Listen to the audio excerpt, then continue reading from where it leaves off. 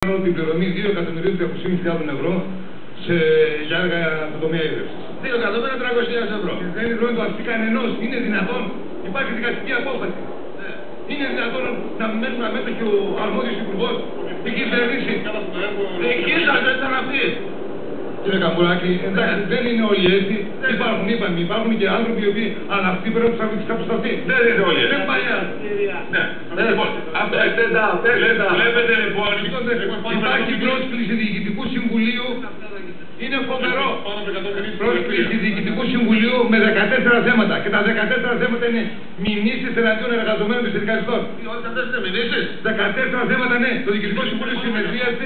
Είναι πάνω από 100. 100. Αυτά είναι τα θέματα. Πάνω από 100. Κύριε Καμπουράκη, οι συνδικαλιστές παρακαλώ, πρέπει να κάνετε. έχουν φάει πάνω από 150 μέρες ποινές από τους μισούς τους.